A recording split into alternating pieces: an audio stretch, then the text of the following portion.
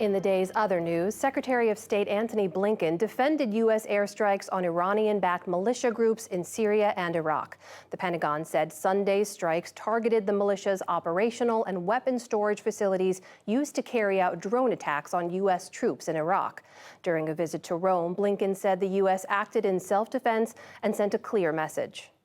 The President is fully prepared to act and act appropriately and deliberately to protect U.S. interests, to protect our people, to protect our personnel. And again, I would hope that the message sent by the strikes last night will be heard and deter future action.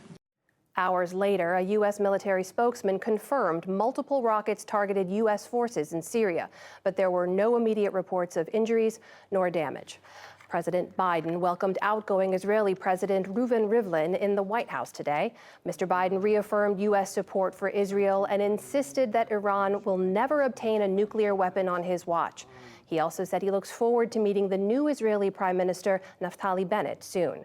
The U.S. Supreme Court today refused to hear a dispute over banning transgender students from using school restrooms that reflect their gender identity.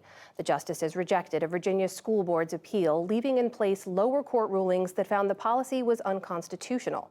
The case was filed by a former transgender student who was barred from using the boys' bathroom at his high school. On the pandemic, COVID cases are surging rapidly across Australia as the highly contagious Delta variant spreads. Lockdowns were ordered in parts of Sydney and Darwin to help contain new clusters. Only 5% of Australia's population is fully vaccinated. Meanwhile, the Biden administration announced it will ship 2 million doses of the Pfizer COVID vaccine to Peru and 1.5 million doses of the Moderna vaccine to Pakistan. Ethiopia's government declared an immediate ceasefire today in the country's Tigray region. That area has seen nearly 8 months of fighting between army and rebel forces, resulting in the world's worst famine crisis in a decade. The halt in violence will give humanitarian groups time to deliver aid to hundreds of thousands of people in need.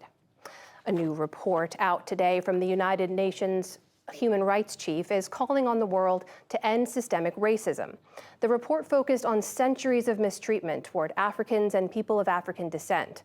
It also found high levels of racial profiling and excessive use of force by law enforcement in North America, Europe, and Latin America. In a video message from Geneva, Michelle Bachelet said reparations alone are not enough. We need a transformative approach that tackles the interconnected areas that drive racism and lead to repeated, wholly avoidable tragedies like the death of George Floyd. States must show a stronger political will to accelerate action for racial justice, redress, and equality through specific time-bound commitments to achieve results. The Global Report was initiated after the death of George Floyd, a black man killed by a white police officer in Minneapolis last year. A U.S. federal judge today threw out antitrust lawsuits against Facebook filed by the Federal Trade Commission and several state attorneys general. The judge said they were, quote, legally insufficient and did not prove that Facebook was a monopoly. The FTC alleged that Facebook was abusing its power to eliminate its smaller competitors. The judge dismissed the complaint but left open the possibility that the FTC could refile another complaint.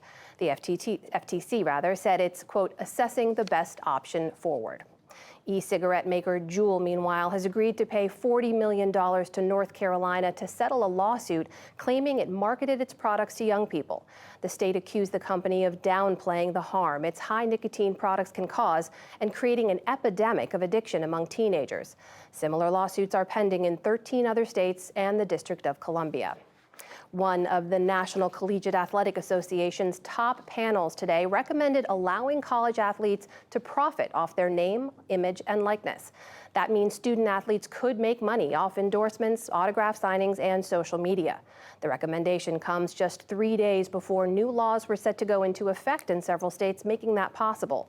The NCAA's Board of Directors is expected to vote on the proposal on Wednesday. And stocks were mixed on Wall Street today. The Dow Jones Industrial Average lost 150 points to close at 34,283. The Nasdaq rose 148 points to close at a record high, and the S&P 500 added 10. Still to come on the NewsHour, the pandemic's disproportionate impact on Americans living with diabetes. Amy Walter and Tamara Keith break down the latest political news. Peter Osnos reflects on 5 decades as a reporter and editing 4 U.S. presidents, plus the sweeping history of African American food captured in High on the Hog.